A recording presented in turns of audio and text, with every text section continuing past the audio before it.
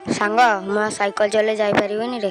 ଏ ଖରା ଯେମିତି ହଉଛି ମତେ ଟିକେ ନେଇ ସ୍କୁଲ ପାଖରେ ଛାଡ଼ିଦିଏ। ହେଲେ ତୁ କେମିତି ଯିବୁ? ତୁ ତ ସାଙ୍ଗର ସାଇକେଲ ଆଣିଛୁ। ହଉ ତୁ ନହେଲେ ଗୋଟେ କାମ କର, ତୁ ମୋ ହାତ ଧ, ଆମେ ହାତ ଧରା ଧରି ହେଇକି ପଳେଇବା। ତତେ ଆଉ ପେଡାଲ ମାରିବାକୁ ବି ପଡିବନି। ହଉ ଚାଲ ଯିବା।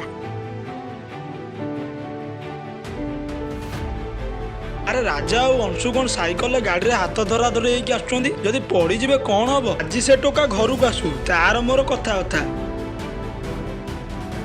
ଭାଇ ତୁ କୁଆଡେ ଯିବୁ ବୋଲି ବା କହୁଥିଲୁ? ହେଇ ଚାବିକାଠି ନେ। ଆରେ ରାଜା ଆଜି ତୋର ଅଂଶୁର ସେ ସାଇକେଲରେ ତୁ ଗାଡିରେ ହାତ ଧରା ଧରି ହେଇକି ଆସୁଥିଲ। ତୋ ଗାଡି ବୋଲି ତୁ ମୋ ଉପରେ ହାତ ଉଠେଇଲୁ। ତୋ ଗାଡି କଣ ମୁଁ ଭାଙ୍ଗି ଦଉଛି? ଆରେ ନାଇଁ ରେ, ତୁ ବୁଝୁନୁ, ସେମିତିଆ ଗାଡି ତ ମୁଁ ବହୁତ କିଣି, ହେଲେ ତୋର ଯଦି କିଛି ହୁଏ ମୁଁ କେବେ ବି ସହିପାରିବିନି। ଆଉ ତୋ ଭଳିଆ ଭାଇଟେ ବି ପାଇବିନି। ଆରେ ତମେ ଦି ଜଣ ଏମିତି ରାସ୍ତା ଉପରେ ହାତ ଧରା ଧରି ଆସିବା କଣ ଠିକ? ଯଦି ଅନ୍ୟ ମନସ୍କରେ ପଡିଯିବ କଣ ହବ ତମେ ବୁଝିବ ତ? ସତ କଥା ଭାଇ, ବେଳେ ବେଳେ ବଡ ଲୋକଙ୍କ କଥା ମାନିବା ଉଚିତ। ହଉ ଭାଇ ମୋର ଭୁଲ ହେଇଯାଇଛି।